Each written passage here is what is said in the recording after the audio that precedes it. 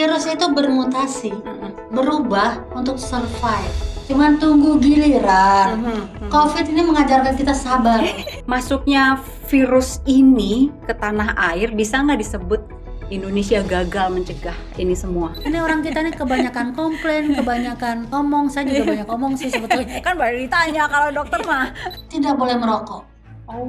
Stop merokok. Karena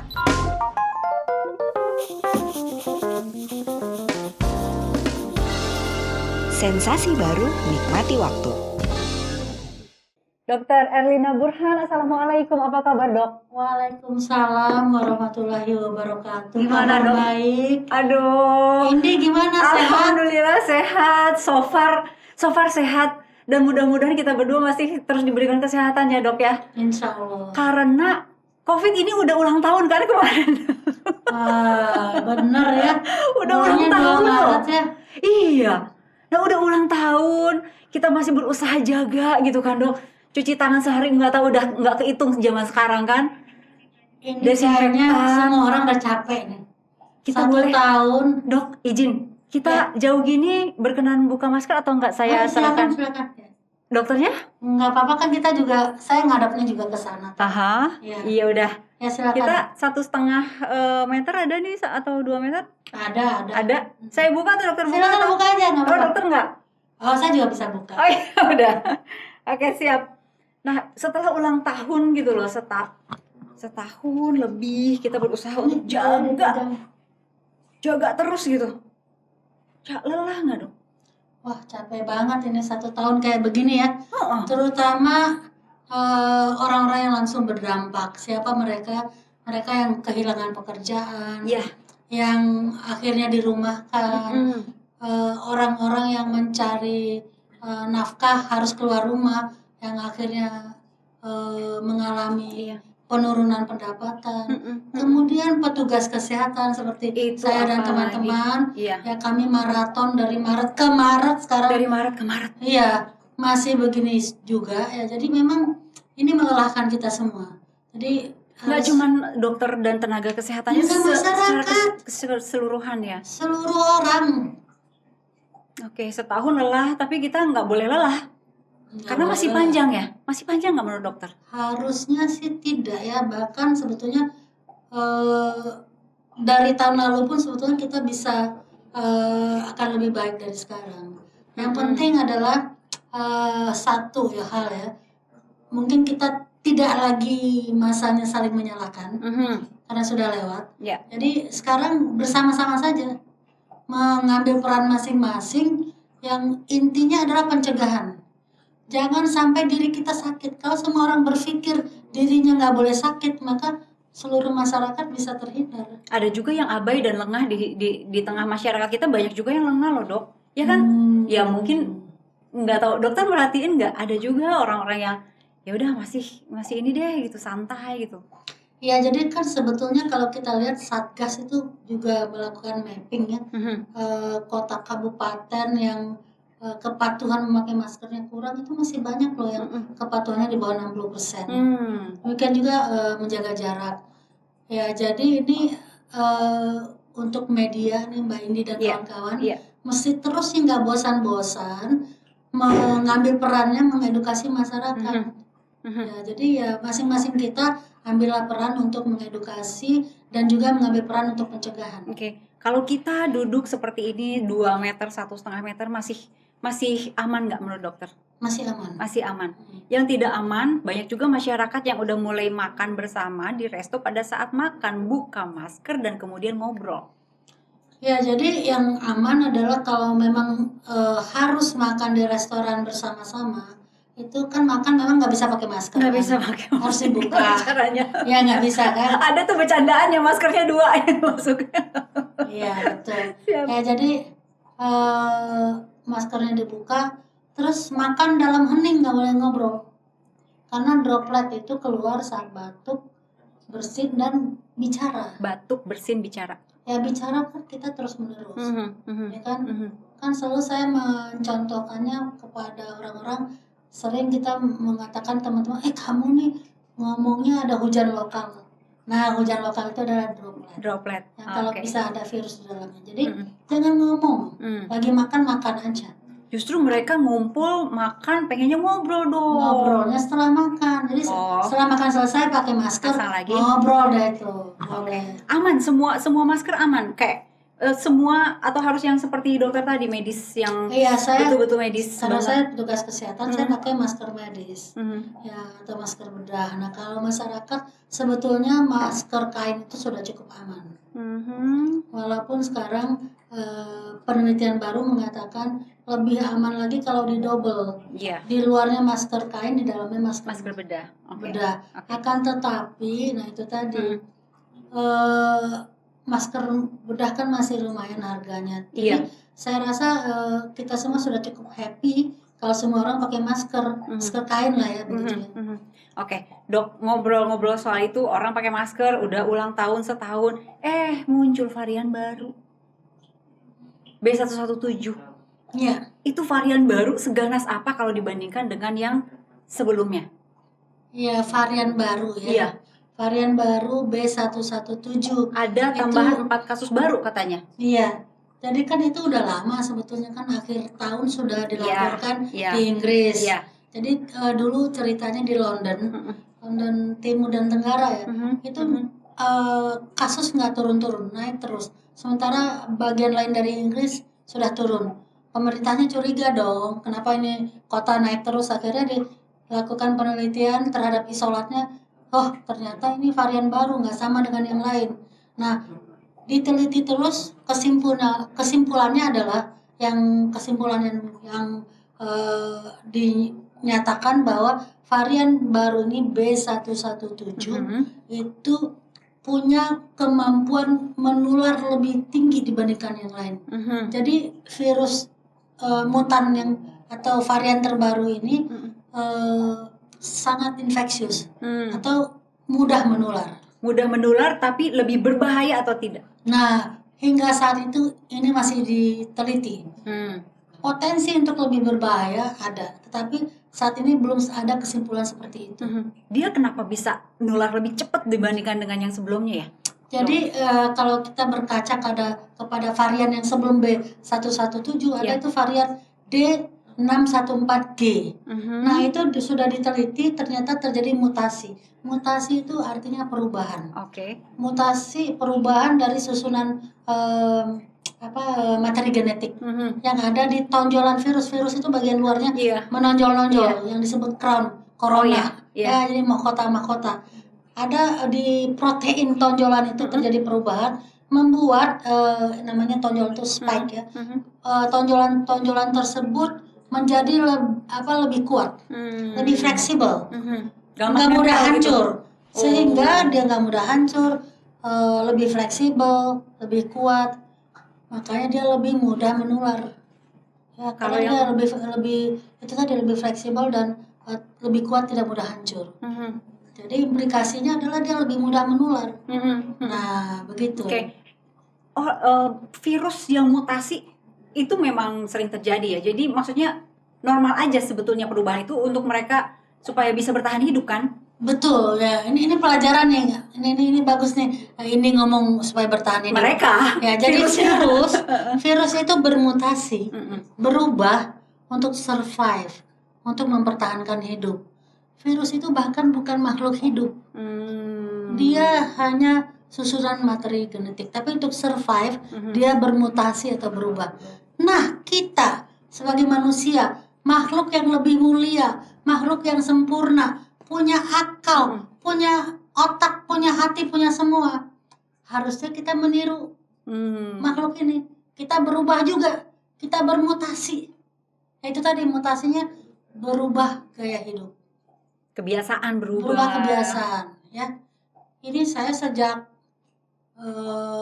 COVID ini nggak pernah lagi makan dengan teman-teman ke restoran. Setahun. Berubah semuanya, malah takut, khawatir, ya. Walaupun sekarang sebetulnya ada strategi yang dianjurkan kalau memang harus ngumpul di restoran. Jadi pada saat makan hening aja. Enggak, kalau bisa jangan berhadap-hadapan. Menghadap ke sisi yang sama. Oh, tapi deketannya juga jangan terlalu deket juga Jaga sebelahan jarak, Oke. menghadap ke sisi yang sama, Oke. dan saat makan kan buka masker tuh, Iya. makan aja, jangan ngobrol, karena droplet keluar pada saat kita bicara. Nah, jadi yang dianjurkan begitu setelah makan langsung pakai masker, ngobrol lah sepuas-puasnya. Itu strateginya. Ya, kalau nggak kuat nggak ngobrol saat makan, jangan ke restoran, makan aja di rumah sendiri-sendiri. Oh, oke. Dan dokter sudah terbukti setahun nggak pernah ngumpul Di restoran makan nggak? bareng.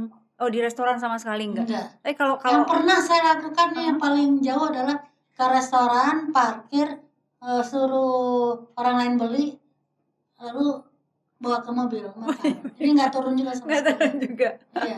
Wow, dijaga banget berarti ya dokter ya. Ya jadi ya kita juga harus berubah lah. Tapi kan dokter kan spesialis paru ya dok ya. Iya. Mau nggak mau bersentuhan juga, maksudnya berhubungan juga dengan pasien-pasien. Betul. So far Jadi dokter aman. kami para dokter yang melayani pasien itu kan sudah pakai APD. APD Iya. pertama. Iya. Nah, jadi memang apa artinya Proteksi. droplet itu proteksinya ada lah ya. Tapi di samping itu pada saat praktek yang di luar pasien-pasien COVID kan tetap praktek. Iya. Nah, rumah sakit juga sudah berubah. Jadi meja dokter tuh sekarang pakai kaca. Oke. Ya, jadi pakai partisi. Iya. Tapi pakai kaca atau plastik sehingga kita masih bisa melihat pasien. Oke, proteksinya udah double berarti sudah APD, pakai masker, pakai itu lagi gitu. Ya, jadi kita nggak pakai baju hazmat tentu saja kalau saat praktek, tapi artinya memang harus ada modifikasi, inovasi yang membuat kita tetap bisa berinteraksi dengan pasien tapi terlindungi. Itu dia tadi, jangan kalah pinter sama virus, kita juga harus berubah gitu. Itu salah satu perubahan juga berarti ya dok ya. Betul ya, ini ya mungkin kita bisa bikin tagline baru ya. Lihat ini deh. Apa? Mari bermutasi. Iya. Mari bermutasi. Iya. Jangan kalah sama virus. Betul. Mari bermutasi. Nah, kalau untuk virus yang ada di Indonesia, kan yang tadi tuh dari Inggris sudah ketemu di sini. Kalau virus yang ada yang datang ke sini itu kan dari luar juga kan? Iya. Jadi dapatnya dari luar juga. Ya kan? Iya. Jadi bukan asli ada di sini. Iya. Nah, sekarang pertanyaannya yang sudah ada di sini yang lama, itu dia bisa mutasi juga nggak di Indonesia? Kalau orang yang kemudian dilaporkan ini dalam tubuhnya ada virus B117 tadi, dan dia pada saat dari luar, dari bandara ke rumah, di rumahnya dia berinteraksi, saya kira harus dilakukan tracing terhadap semua orang yang pernah berinteraksi dengan tempat kasus ini, untuk mengetahui apakah sudah ada penularan. Karena kalau ada penularan, tadi kita belajar kan bahwa salah satu sifat dari virus ini, varian baru ini adalah mudah menular. Nah, tapi lebih bahaya, lebih ganas, kita belum tahu. Oke. Potensi mungkin ada. Nah, ini salah satu virus ini guru terbaik, si COVID ini, ngajarin kita banyak hal, ya kan? Iya. Banyak sekali yang kita pelajari. Cuci tangan aja di awal-awal kita belajar lagi loh. Iya kan? Begini. Cara pakai masker. Iya. Jadi itu satu hal. Jadi potensi itu ada, tapi kita tunggu bagaimana. Tapi sejauh ini dikatakan tidak ada hubungannya dengan tingkat keparahan penyakit. Ya, tetapi penyebarannya sangat cepat dan mudah. Nah, kita khawatir nih dari 4 kasus indeks ini. Dapat menular kan kalau tidak segera mereka diisolasi. Tapi setahu saya kan sudah melewati masa isolasi ya ini. Sudah. Tetapi yang sebelumnya bareng kita nggak tahu sama dia gitu kan, itu harus diperiksa semua. Iya, jadi mudah-mudahan kedepannya pemerintah kita punya kemampuan yang lebih, kapasitas maksud saya, mampu, tapi punya kapasitas yang lebih banyak untuk melakukan pemeriksaan whole genome sequencing ini yang bisa menentukan mendeteksi varian baru. Oke. Nah, masuknya virus ini ke tanah air bisa nggak disebut Indonesia gagal mencegah ini semua? Sulit ya dok ya? Jawabnya gimana tuh? Ya, itu tergantung interpretasi masing-masing. Kalau dibilang arti keberhasilan itu adalah tidak ada, ya mungkin ini namanya gagal. Tapi kalau dikatakan bahwa keberhasilan itu kalau jumlah kasusnya di bawah sekian persen, ini berhasil. Tergantung. Kan belum ada definisi iya, gagal atau berhasil. gagal mencegah masuknya virus varian baru gitu misalnya. Ya. Aduh, tapi ini, ya ini istilah ya. Iya. Saya nggak mau bikin orang-orang panik, kita mesti bikin orang tenang ya. Tapi intinya adalah mungkin kita harus sampaikan kepada masyarakat bahwa sudah ada terdeteksi kasus varian baru di Indonesia, oleh sebab itu harus lebih hati-hati. Lebih hati-hati, apalagi dok, harus lebih hati-hati, harus disiplin dan melakukan semua upaya pencegahan yang bisa dilakukan. Yang sederhana kan 5M. Iya. Yang nggak keluar duit. Semula 3M dulu 3M. kan. Yang 2 kan nggak keluar duit sama sekali. Yang menjaga. Yang M yang keempat kelima kan menghindari kerumunan, menghindari keramaian. Iya. Nggak pakai duit kan? Iya. Malah nabung. Iya. Nggak ke tempat wisata, nggak ke mall, kan? Yang kelima adalah meminimalisir mobilisasi, membatasi mobilisasi. Iya, itu juga di rumah aja gitu ya. Oke. Nah, itu 5. Ya, itu yang mudah dilakukan kan. Kemudian yang juga mungkin nggak terlalu mahal adalah menjaga imunitas. Nah, itu gimana tuh? Menjaga imunitas melaksanakan PHBS. PHBS itu udah lama loh. Perilaku hidup bersih dan sehat. Itu pelajaran lama itu. Iya. Perilaku hidup bersih dan sehat semua kita tahu itu. Kemudian ya salah satunya dengan makan makanan yang seimbang. Karbohidrat, protein, vitamin, ya, dan lain-lainnya ini ada di sayur-sayuran. Iya. Ya, jadi kalau anak-anak atau remaja nggak suka sayur-sayuran atau buah-buahan, padahal vitamin ada di situ, ya mesti minum vitamin atau suplemen. Itu satu hal, menjaga imunitasnya. Dan juga istirahat yang cukup. Istirahat yang cukup itu juga menjaga imunitas. Tapi bukan berarti istirahat tuh leyeh-leyeh terus. Tiduran enggak. Malah mesti exercise. Harus melakukan olahraga yang ringan tapi rutin dan teratur lah ya gitu ya. Itu kan satu lagi mau saya sampaikan. Apa? Tidak boleh merokok. Stop merokok. Ini masih banyak loh orang teman-teman kita yang merokok. Terus gimana? Stop merokok. Iya. Karena asap rokok pada saat, nah ini tentang COVID. Kamu merokok itu bagaimana? Merokok itu rokoknya jauh. Kita di sini enggak kan? Rokok itu gimana? Gini kan? Iya. Jari ke mulut, wajah. Bibir, padahal selalu bilang jangan menyentuh wajah. Enggak? Tangan jangan menyentuh wajah. Ya kan? Tapi orang merokok kan cenderung jari-jarinya menempel di mulut kan? Iya. Itu salah satu cara virus masuk. Satu. Kedua, asap rokoknya sendiri. Ya, pada saat asap rokok itu masuk ke saluran nafas, itu melumpuhkan sebagian dari sistem pertahanan saluran nafas untuk melawan virus dan kuman. Karena itu kalau misalnya kita bayangkan asap kan masuk nih dok, di situ ada nikotin dan lain-lain gitu. Itu maksudnya melumpuhkan tuh karena mereka nempel di saluran pernapasan apa gimana? Ini terjadinya orang merokok kan nggak sekali isap aja kan terus menerus. Iya. Jadi lama-lama zat toksik itu, ini kalau kita lihat hanya dari saluran nafas ya, saluran nafas itu salah satu ada silia namanya. Silia itu adalah bulu-bulu yang bergetar, ya, yang dia kalau bersama-sama itu bisa mencegah kotoran, virus, kuman yang masuk, dikeluarkan lagi ya. Tapi kalau ini lumpuh, maka masuk aja semua. Oke. Ya. Jadi zat toksik itu bisa melumpuhkan silia itu. Iya. Oke. Ya. Jadi berhenti merokok. Tadi kan Jadi disiplin. jadikanlah momen pandemi ini untuk berhenti merokok. Selama ini kalau orang-orang malu untuk berhenti merokok kalau merasa nggak maco atau kurang laki atau apapun, kalau merasa kalah, nggak, jadikan aja nih pandemi alasan pandemi nggak boleh merokok. Alasannya. Siap. Itu ya berarti titip ke masyarakat, ada beberapa hal, ini pesan-pesan dari Dr. Erlina bahwa disiplin, terus jangan lelah juga ya dok ya, dan berhenti merokok itu salah satu yang penting. Iya, dan vaksinasi nunggu dok, belum semua bisa. Iya, jadi nggak apa-apa, kita sabar sedikit, toh vaksin saya dengar Bio Farma sudah terus memproduksi Iya. vaksin, katanya bisa memproduksi 3 juta dosis seminggu. Yang merah putih. Bukan, Yang Bio Farma yang Sinovac.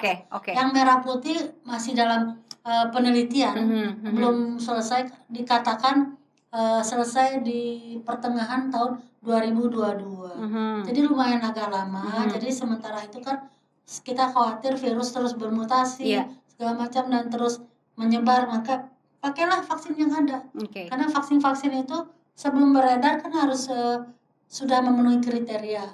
Untuk Indonesia kan selalu saya katakan efikasinya memenuhi kriteria, aman dan halal. Kriteria itu di atas 50 ya?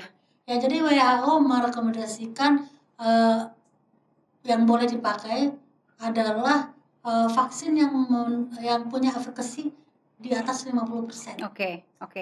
Ini masuk ya berarti ya Sinovac 65%. Sinovac kan 65%. Iya, masuk. 65,3 ya. Oke. Masuk. Oke. Ya, dan kemudian dia juga udah terbukti halal. MUI udah mengeluarkan fatwa kan. Iya. Nah, sekarang baru masuk kemarin nih. Dengar kan beritanya yang AstraZeneca punya.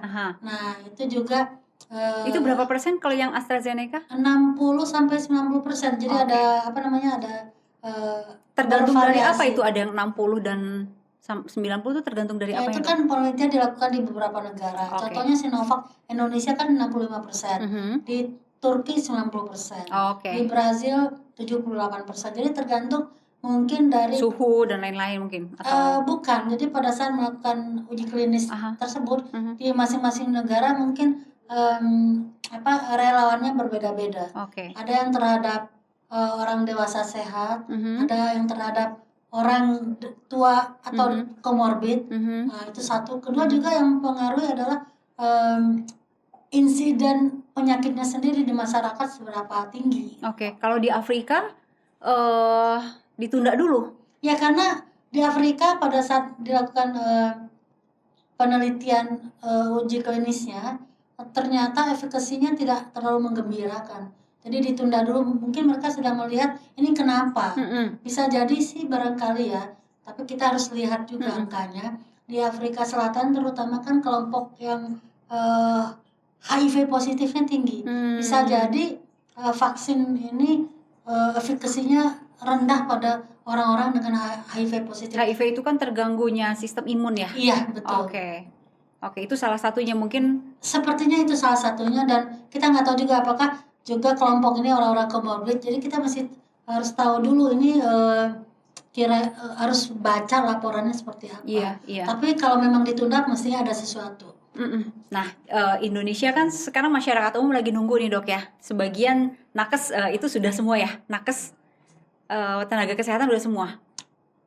Sebagian besar yang udah itu sudah. Terus kemudian media sebagian dan tokoh masyarakat sebagian sudah. Iya. Lansia sebagian sudah. Lansia. Sepertinya udah lebih dari 2 juta ya.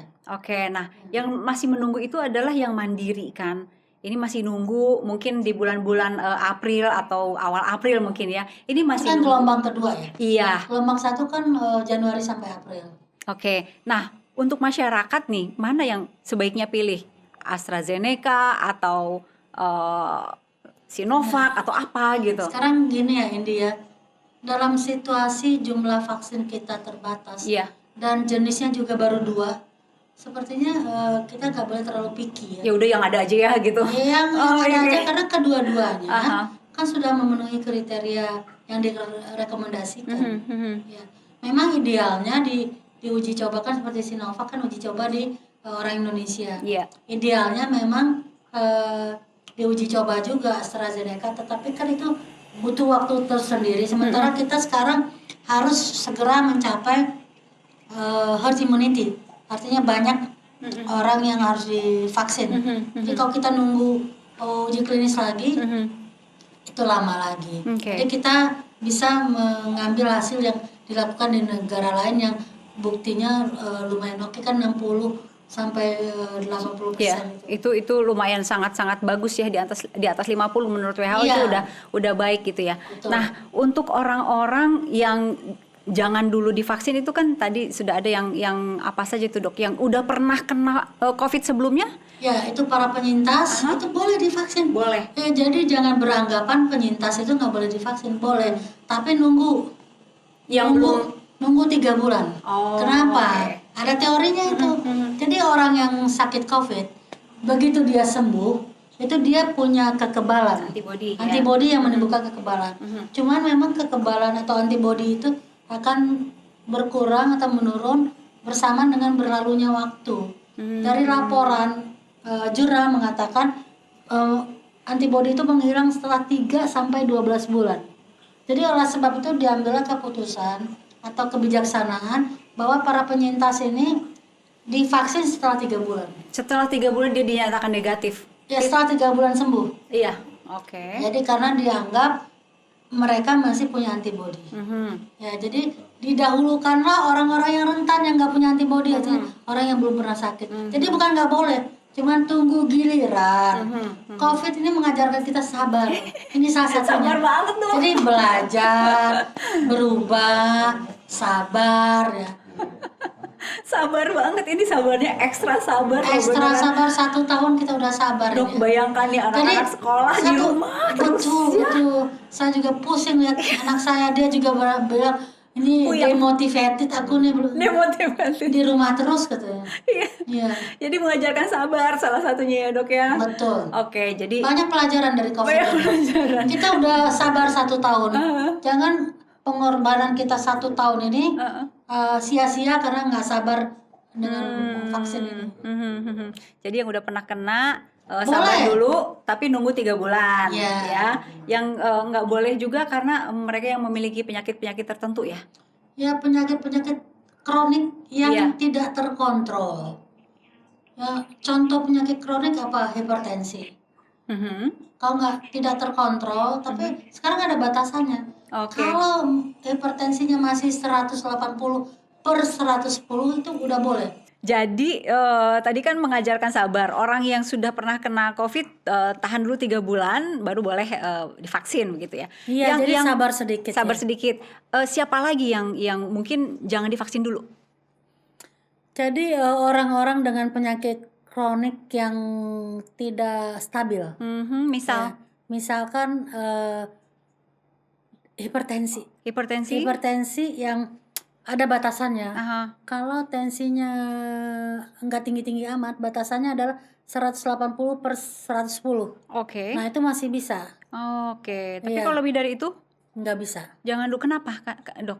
Ya, tensi yang sangat tinggi kan bikin orang sakit kepala, lemah, dan khawatirnya terjadi sesuatu karena hipertensinya. Tapi karena dia divaksin nanti nggak tahu lagi ini karena itu atau karena ini gitu. Iya, karena tensi atau karena vaksin. Karena vaksin itu kan ada pengamatannya disebut KIPI ya, kejadian ikutan pasca imunisasi itu diamati 1 bulan tuh, dilihat apa saja kejadian pasca imunisasi. Jadi jangan sampai apa istilahnya bukan siwer ya, apa nggak tahu nih mana ini penyebab apa gitu. Karena apa gitu. Ya, jadi tensi yang sangat tinggi sekali kan mungkin orang terjadi sesuatu itu sangat mudah ya. Jadi yang orang hipertensi, kemudian diabetes kalau nggak minum obat teratur harus ditunda sampai dia minum obat teratur dan dianggap diabetesnya terkontrol. Penyakit yang lain begitu sama aja. Ya. Kanker gitu? Kanker boleh. Kanker boleh? Boleh, kecuali ada surat dari dokternya mengatakan karena ada sesuatu ini nggak boleh. Yang nggak boleh adalah orang pada saat mau divaksin dia demam, suhunya 37,5, atau dia dalam serangan, misalnya serangan epilepsi, serangan asma, begitu, nggak boleh itu. Yang tadi jadi mesti orang yang tenang deh pokoknya. Yang lagi tenang-tenang, Jadi orang yang lagi nggak tenang jangan datang ke. Yang tadi suhunya 37, sekian nggak boleh dulu karena apa tuh dok? Karena itu kan demam. Sementara efek simpang atau efek samping dari vaksin ini adalah juga demam. Jadi kita nggak tahu ini karena yang mana gitu. Jadi banyak orang yang setelah dan divaksin, yang dikhawatirkan adalah karena kalau udah sakit duluan ya sebelum divaksin, dengan divaksin dan kemudian timbul efek, nanti akan memberatkan kondisi pasien. Oke. Jadi semua penapisan atau screening ini atau persiapan ini tujuannya bukan membatasi orang untuk tidak divaksin, tapi untuk keselamatan orang itu, Iya. untuk supaya efektivitas dari vaksinnya juga tercapai, kemudian meminimalkan kejadian yang tidak diinginkan. Jadi semuanya untuk kepentingan kita kok. Untuk orang Jangan yang terlalu tenang. banyak komplain. Ini orang kita nih kebanyakan komplain, kebanyakan omong. Saya juga banyak omong sih sebetulnya. Kan baru ditanya kalau dokter mah. Oke. Nah, untuk orang-orang yang misalnya lagi tenang-tenang gitu ya, lagi biasa-biasa aja, nggak ada komorbid, nggak ada penyakit-penyakit yang Boleh, nggak masalah. itu boleh. Biasanya setelah divaksin, efeknya apa? Ada demam-demam seperti anak kecil divaksin gitu? Ya, Ada demam? Kalau yang laporan penelitian di Bandung itu katanya ada demam, ada ruam, ada nyeri di bekas suntikan. Yang mana itu kan wajar aja Biasa kan? aja, iya. Kan saya selalu tanya sama orang-orang, nggak tanya, ngobrol aja. Jangan kalah sama bayi gitu. Bayi aja divaksin banyak loh. Ada 5 loh vaksin Iya, bayi itu. bolak-balik. Dan mereka itu demam, rewel. Kan ibunya ya udah nggak apa-apa, bayi biasa aja kan. Paling dikompres gitu ya. Nah kita orang dewasa ya paling demam, ya nyeri di bekas suntikan. Iya. Itu aja. Kadang-kadang katanya pegel, ngantuk, capek. Tapi itu Jadi makan nafsu makan tinggi katanya gitu. ada juga ya, tapi Ada nggak yang apa-apa kayak kan gitu. itu. Ya nggak apa-apa. Buat orang yang diet mah susah, Dok. Nggak masalah, yang penting jangan COVID. Iya, tapi benar. intinya itu semua ringan-ringan aja. Oke. Jadi nggak masalah, nggak ada yang serius di situ. Kan kalau bayi itu ada beberapa yang vaksinasinya harus berulang tuh, setahun sekali atau berapa. Kalau yang ini COVID? Kalau COVID ini memang umumnya 2 kali suntikan, tetapi dalam jeda waktu ada yang 2 minggu, ada yang 3 minggu, Nah, ada yang 4 minggu. Setelah itu setahun kemudian atau berapa tahun kemudian harus Nah, diulang nggak, Dok? Sabar lagi, belajar lagi, sabar. Karena ini vaksin baru, Iya. nggak ada satupun dari platform vaksin yang ada sekarang ini mengatakan durasi proteksinya sekian tahun. Karena belum nyampe sampai sana. Ini kan vaksin baru pada jadi nih. Iya. Yang Sinovac yang di Bandung juga baru yang bulan ke-6 dilakukan pemeriksaan ulang, melihat antibodinya ternyata masih ada. Jadi dalam 6 bulan ini masih oke. Nanti dilihat lagi setahun bagaimana. Demikian juga vaksin yang lain. Jadi sabar. Nanti sampai kita tahu ternyata efektivitas atau lama proteksinya setahun 2 tahun begitu. Tapi saya ingetin ya, ini pernah divaksin influenza nggak? Nggak pernah. Kayaknya sih nggak pernah. Nggak pernah ya, karena nggak pernah sakit kali ya. Terus kenapa pertanyaan berikutnya? Kalau belum pernah, lalu? Ini saya cuma mengatakan vaksin influenza itu diulang loh. Ada orang yang setiap tahun, tiap 2 tahun, tapi nggak komplain. Dokter tahu aja kalau aku mau nanya ke situ, karena ini kan restrainnya flu gitu kan. Ya. Ada restrain flu itu harus pengulangan vaksin gitu kan. Nah kalau ini? Iya, pengulangan itu bukan karena flu-nya, tapi karena memang kemampuan vaksinnya memberikan proteksi. Dan kita tahu juga kan bahwa kadang-kadang strain ini berubah terus, dan kita nggak tahu sampai berapa banyak strain sampai dia udah nggak harus di-update lagi vaksinnya begitu ya. Nah, jadi ini belum nyampe ke sana. Jadi Indi mikirnya udah kejauhan. Ya, nggak apa-apa. Itu cirinya orang pinter. Aduh, amin. Tapi sebetulnya kalau murid saya kasih lulus. Wih, murid saya. Untung bukan muridnya. Nanti dites lagi terus-terusan. Enggak. Jadi gitu ya. Vaksin influenza aja memang ada yang 1 tahun, ada yang 2 tahun. Nah, ini juga kemungkinan begitu. Okay. Tapi kita belum tahu nih 1 tahun apa 2 tahun. Iya. Karena vaksinnya aja baru ulang tahun kemarin. Penyakitnya. Vaksinnya juga baru. Vaksinnya baru, penyakitnya juga baru ulang tahun kemarin. Nah, kalau yang sekarang kan gratis nih, Dok. Iya. Kalau nanti yang pengulangan misalnya harus ada pengulangan setahun lagi itu Nggak tahu. Ya, belum nyampe ke sana. Oke. Aduh, dokter dan keluarga deg-degan nggak menghadapi ini? Karena teman-teman deg-degan atuh. Ya. Deg-degan banget di awal-awal saya merasa sekarang kalau saya ingat-ingat saya agak aneh juga tuh di awal-awal ini. Jadi saya nggak terlalu mau interaksi dengan anak saya, takut menularkan kepada anak. Nggak Saya interaksi itu maksudnya nggak ketemu sih, tapi jauh-jauh aja di kamar aja. Saya tipe emak-emak yang suka peluk-pelukan sama anaknya gitu. Oh, sebelumnya. Tapi sekarang Wow. eh, COVID mengajarkan itu juga ke Dokter Erlina. Iya. Baik. Oh, gitu. Ngeri. ya di awal-awal. Aha. Kadang-kadang sih nggak sadar juga kan, karena ini untuk berubah itu kan perlu waktu. Iya. Kadang-kadang saya pengen peluk, anak saya yang bilang social distancing, physical distancing. Malah dia yang ngajarin. Iya. Sekarang masih kayak gitu. Nggak maksudnya nggak kayak- setakut dulu. Di awal tuh saya takut banget bahwa saya karena kan ke rumah sakit setiap hari, khawatir saya membawa. Tapi kan di rumah sakit kita cuci tangan, kita pakai APD, jadi menurut saya kemudian nggak apa-apa kok gitu ya. Asalkan Jadi kita benar-benar. memang kita harus waspada, tapi nggak boleh lebay juga. Oke. Kan? Ada yang lebay ya? Ada loh sampai ya ada yang kalau pergi makan ke restoran dia bawa alat piring sendiri. Sendok garpu sendiri. Iya, Bagus dong, Dok. ada yang apa sih, makan buah-buahan itu dicucinya pakai Disinfektan dulu. iya gitu ya. Atau hand sanitizer dulu disemprot-semprot gitu. Ada yang lebay kayak gitu, tapi ya nggak apa-apa kan, demi kebersihan. Ya boleh sih, tapi yang wajar-wajar aja gitu. Oke. Dok, dari semua pasien-pasien yang datang ke dokter, ada yang datang dalam keadaan sudah parah, maksudnya terinfeksinya udah cukup parah gitu.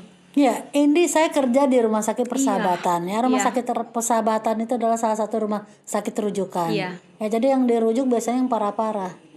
Ya, jadi memang kita terima pasiennya parah-parah. Jadi awal-awal sih agak frustasi juga ya.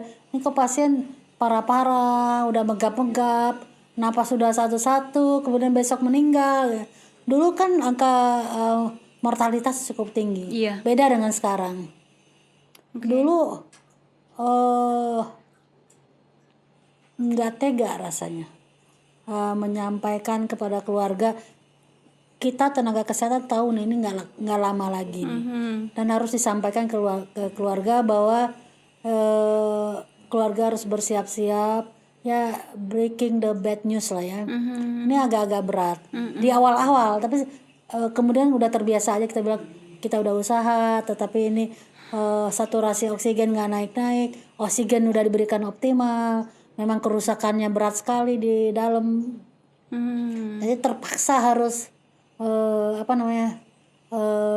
kuat mental ya. Kalau di awal-awal sih sedih-sedih juga, kadang-kadang selain sedih melihat pasien, emosi juga, Emosinya? emosi sama keluarga biasanya. Wow, maksudnya emosi sama keluarga karena mereka gimana? Ya tapi kemudian kita ngerti sih, keluarga itu kan panik ya. Iya. Panik, Tidak mengerti gitu kan. ya banyak petugas kesehatan tuh yang ditanyain terus ya, ini kapan kerjanya, ditanyain terus gitu ya. Tapi ya itu di awal-awal, lama-lama kita ngerti. Tapi di persahabatan selalu ada sesi edukasi keluarga. Oke. Ya. Apa aja tuh yang disampaikan ke keluarga misalnya? Yang pertama adalah kondisi, itu saya lakukan di awal-awal itu. Oke. Bahkan Sabtu Minggu juga saya datang. Karena pasiennya masih dikit. Kalau sekarang sih nggak bisa lagi. Ya karena pasien banyak dulu waktu sakit, keluarga kita kumpulkan, lalu asisten saya tuh membawakan masing-masing file dari keluarga. Untuk kalau keluarga nanya kondisi gimana, semuanya ada datanya. Saya menerangkan kondisinya bagaimana, apa yang sudah kita lakukan. Jadi pertama kali Padahal kita semua tuh, saya dan tim tuh tahu nih, ini akan bagaimana nih kira-kiranya. cuman gimana cara menyampaikan ke keluarga supaya bisa diterima gitu ya, nggak terlalu Kadang shock emosi juga. kita tuh bukan emosi marah aja ya. Iya. Yang saya maksud ada emosi yang misalnya keluarga keluar air mata dan mengatakan nggak apa-apa dok, apapun yang terjadi yang penting sembuh, sambil menangis, itu rasanya luar biasa. Emosi kita juga kayak diaduk-aduk gitu ya. Bahwa keluarga menyerahkan sepenuhnya kepada tenaga kesehatan, yang penting sembuh. Padahal di balik itu kita tahu nih kondisinya berat banget gitu. Itu yang lumayan harus dihadapi sampai sekarang, masih ada yang harus Ya diterangkan. sekarang pengetahuan orang masyarakat sudah banyak, mereka tahu ya kalau kondisi bagaimana mereka tahu, karena mereka yang nanyakan ini kemungkinannya berapa persen, udah nanya gitu. Jadi mereka sudah memikirkan hal yang terburuk begitu. Jadi masyarakat sudah mulai makin mengerti gitu. Kalau di awal-awal kan ya kita juga belajar, kita dokter juga pengetahuan baru buat kita. Penyakitnya baru tiba-tiba membuat kita kayak nggak karu-karuan ya, apalagi di awal-awal kan banyak sekali hoax yang beredar, banyak sekali disinformasi ya, dan itu berat juga buat tenaga kesehatan sebetulnya. Dok, untuk yang banyak akhirnya meninggal itu lebih banyak karena komorbid atau lebih banyak karena Ya sebetulnya meninggalnya karena COVID ya. Kalau misalnya orang hipertensi nggak kena COVID kan biasa-biasa aja kan. Tapi memang dengan ada komorbid ini kondisi klinisnya lebih berat. Dan karena lebih berat tentu saja kemungkinan kematiannya juga tinggi. Jadi lebih banyak yang meninggal dengan komorbid ya. Dan juga kita harus tahu COVID ini bukan menyerang saluran nafas saja, tapi juga menyerang organ-organ lain. Nah kalau kebetulan dia menyerang atau berikatan dengan AC yang ada di pembuluh darah, itu pembuluh darahnya bermasalah.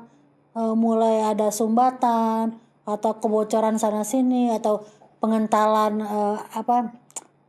darah lebih kental begitu ya, dan itu pembuluh darah menyempit.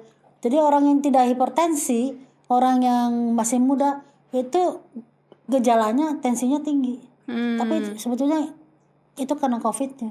Dan bayangan kalau orangnya sudah hipertensi, kemudian COVID juga menyerang bagian dari pembuluh darah, lebih tinggi lagi, lebih parah lagi. Jadi si COVID itu kan banyak orang yang katanya kayaknya gue dari tangan deh gitu, kayaknya tangan gue kurang bersih deh, ada yang kayak gitu. Jadi mungkin sangat mungkin lewat mulut, lewat hidung, atau dia kucek-kucek mata. Dan perjalanan COVID itu dia bisa kemana-mana. Pertama yang diserang tapi daerah sini dulu, saluran nafas dan paru. Ya, karena virus ini kan masuk ke tubuh manusia kan harus ada yang mengikatnya. Nah itu yang disebut dengan ACE2, Angiotensin Converting Enzyme 2 ya. Dan itu banyak di saluran nafas.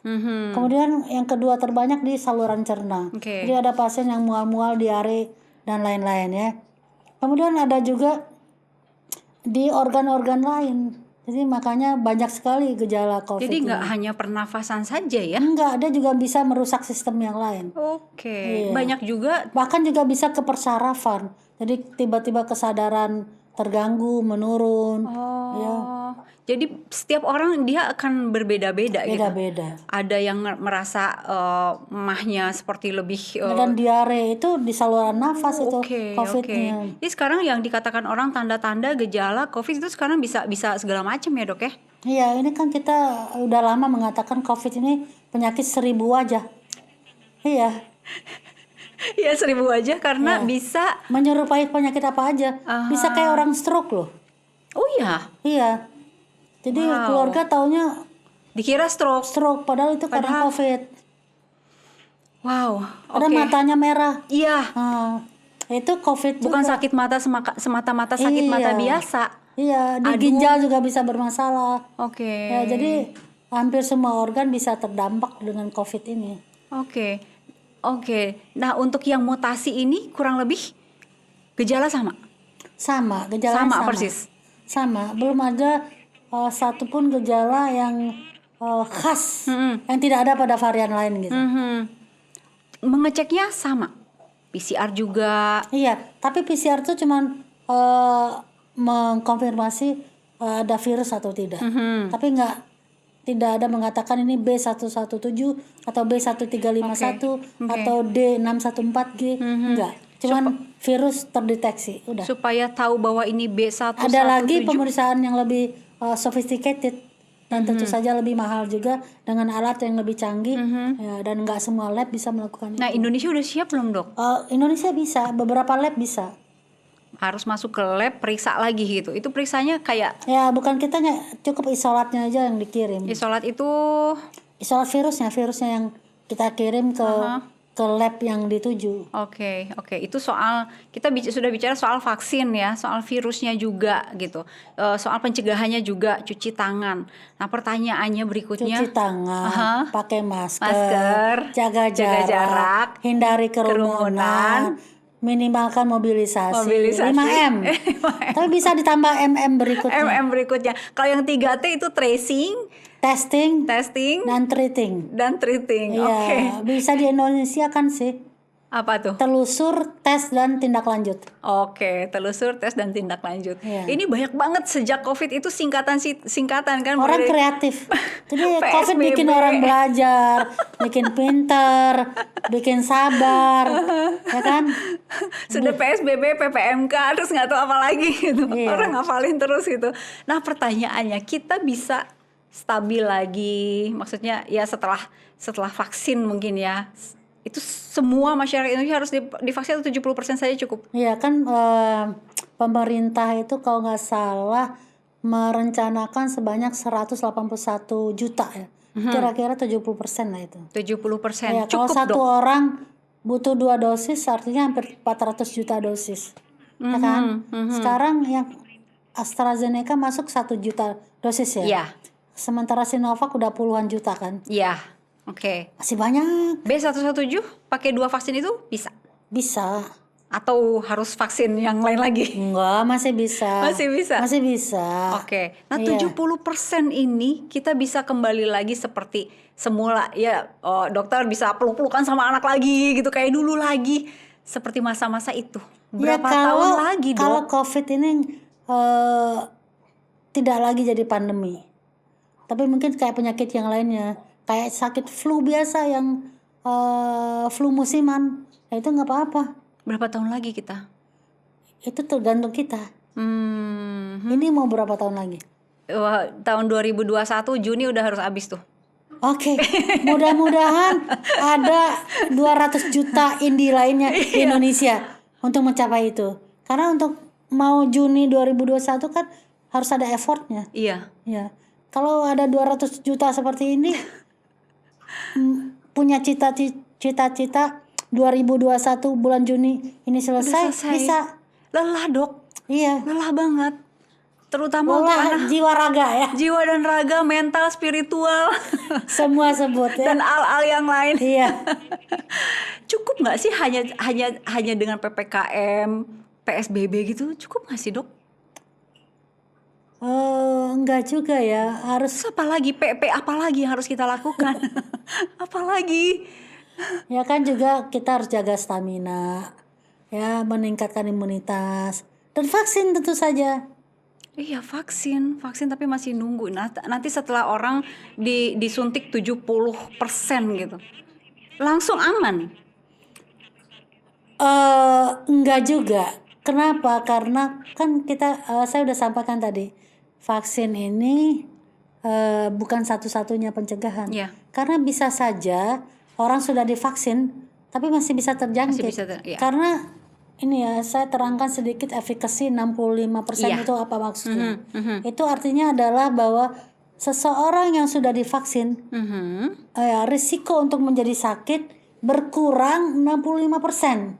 Ya, masih ada 35% yang harus diperhitungkan ya. Untuk dia bisa jadi sakit, Bisa jadi sakit. kemungkinannya 0,35%. Kemungkinan untuk jadi sakit. Ya, tapi kalau kita bandingkan dengan divaksin dengan tidak divaksin, dengan efikasi 65,3% tadi ya, bahwa orang yang tidak divaksin, resiko untuk jadi sakit COVID 3 kali lebih tinggi dibandingkan orang yang divaksin. Jadi mendingan divaksin kan? Mendingan divaksin. Oke. Ya, kalaupun sesudah divaksin tetap sakit, dikatakan biasanya tanpa gejala atau gejalanya ringan. Tapi dia tetap beresiko menularkan. Oke. Untuk dirinya dia ringan atau Untuk tidak ada orang lain. gejala, tapi buat orang lain dia bisa menularkan. Oke. Ya. Oke. Jadi bukan berarti setelah divaksin kita euforia, hore, nggak ada Peluk-pelukan lagi. nggak bisa. Konser. nggak bisa. Oke, jangan dulu ya. Nah, Jangan tadi dulu. boleh lihat slide yang sebelumnya, ada tulisan bahwa apa tadi, harus dikarantina karena ada B117. Itu sekarang karantinanya harus diperketat atau sebelumnya juga memang harus ketat ya. Iya, Dengan ada B117, orang yang datang itu harus lebih diperketat lagi. Pokoknya begitu datang semuanya swab ulang. Lalu karena mereka dari luar negeri, sepesawat tuh sepesawat. harus lah. Katanya nggak mau dibilang gagal tadi. Iya, Ayo, Jadi harus sepesawat ya. di swab ulang. Kalau dia positif, Aha. langsung diperiksa apakah ini varian baru atau tidak. Kalau varian baru, orang yang bersangkutan tetap dikarantina dan satu apa yang mereka ditanyakan dengan siapa saja berinteraksi sebelumnya. Paling tidak yang ini nih, usai B117 ditemukan masuk Indonesia wajib PCR dan karantina. Seharusnya sebelum B117 ditemukan juga wajib Harusnya PCR begitu. dan karantina ya. Iya. Ada orang yang cuma bawa surat aja, Dok. Surat nih udah negatif tapi surat aja gitu. Haruskah dibuktikan satu-satu bahwa oh ya benar, tes lagi ulang gitu. Harusnya sampai Indonesia dites ulang. Terus Ya seharusnya begitu. ya harusnya Nah, kan. supaya kita kan tadi ini bilang gagal. Nah, Iya. supaya nggak gagal ya begitu. Oke, satu-satu ya. PR banget ya, Dok ya. Covid ini Kan mengajarkan sabar. kesabaran. Berubah dari yang Mutasi. permisif. Ya kan permisif tuh boleh aja orang masuk. Aha. Sekarang harus lebih tegas. Tapi ini masih permisif ya kalau begitu ya. Yang kemarin, yang sebelumnya gitu. Sekarang kan takut lah sekarang ya. Oke, harusnya lagi jangan menyalahkan siapa-siapa, tapi harusnya dari awal sudah seperti itu. Ada yang mengatakan harusnya dari awal lockdown dong gitu. Ya, ya mungkin, maybe, ya. Seharusnya orang yang mengatakan harus lockdown itu ada benarnya juga. Seharusnya kalau kita dulu lockdown, saya tidak spesifik mengatakan lockdown dulu. Saya mengatakan yuk kita menderita sama-sama dalam waktu singkat. Mungkin di rumah aja semua orang 2 minggu 2 bulan? ya atau 2 bulan. Itu kan menderita 2 bulan ya. Iya. Tapi ya saya selalu menyebutnya sebagai short term pain but long term gain. Cakep tuh. Oke. Ya kan? Menderita aja kita nih sebulan 2 bulan, tapi kita nggak sampai 1 tahun, nggak akan sampai ulang tahun kayak sekarang. Contoh nyata, Aha. belajarlah ke negeri Cina, belajarlah Wuhan dia orang nggak boleh keluar masuk kan, nggak ada pesawat yang masuk, nggak ada pesawat yang keluar, ya kan? Pada saat kejadian itu, sekarang mereka aman. Jadi seperti dulu lagi ya, sempat ada peribahasa belajarlah ke negeri Cina, sekarang berlaku lagi. Ya, Dok ya. Ya itu kebetulan Tapi aja. ya sekarang sudah begini gitu ya. Bisa juga sih belajarlah ke Inggris. Inggris karena Begitu dia tahu kasus naik terus diperiksa. Kenapa Iya. nih ternyata ketemu varian baru. Iya. Iya. Kalau nggak mau ke Cina belajarlah ke negeri Inggris. tapi yang udah berhasil kan Cina nih, udah berhasil. Ya berhasil orang kan beda-beda. Ada yang berhasil meredakan, ada yang berhasil menemukan. Oke. Ya kalau nggak mau ke Inggris belajarlah ke Afrika Ke Selatan. Afrika Selatan kenapa lagi? Ya mereka menguji varian baru dengan vaksin, berbagai vaksin. Karena mereka itu ada beberapa yang vaksin tertentu kok rendah gitu efikasinya Itu kan dapatnya dari mereka meneliti. Iya. Ya kan? Jadi itulah belajarlah ke negeri Cina, belajarlah ke negeri Inggris. belajarlah ke negeri Afrika Selatan. Tapi setelah belajar harus diterapkan ya, Dok ya. Iya. Nggak cuma belajar aja ya. Kalau belajar aja udah tahu tapi terus nggak diterapkan juga ya gitu-gitu aja gitu. Dok, bisa nggak menurut dokter nih? Nggak usah lah harus ada 220 juta orang yang menginginkan bulan Juni gitu. Tapi menurut dokter, nih kita realistis aja. Kita bisa seperti dulu lagi per bulan apa, Dok? Aduh, saya bukan ahli statistik modeling. Ya. Tapi Dan saya juga 2021 bukan bisa nggak? peramal.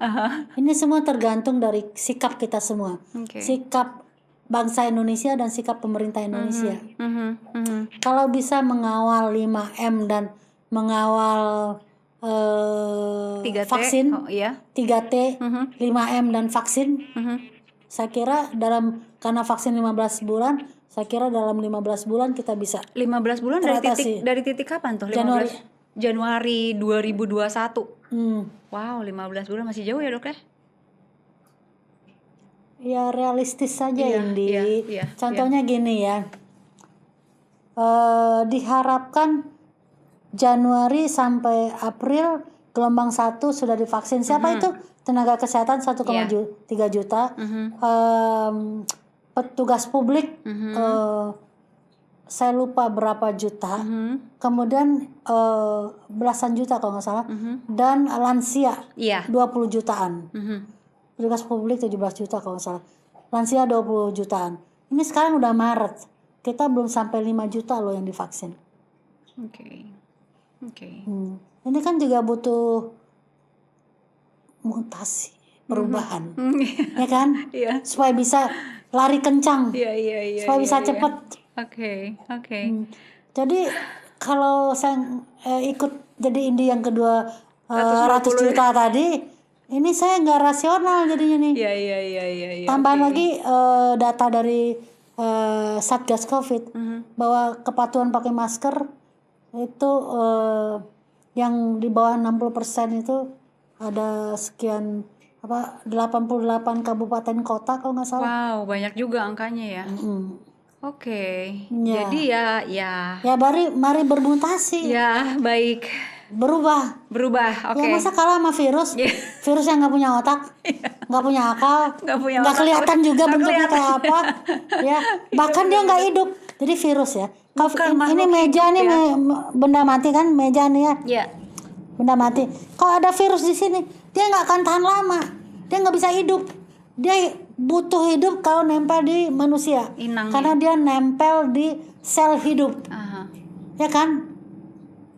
Virus itu butuh kita. Tapi kita nggak butuh virus.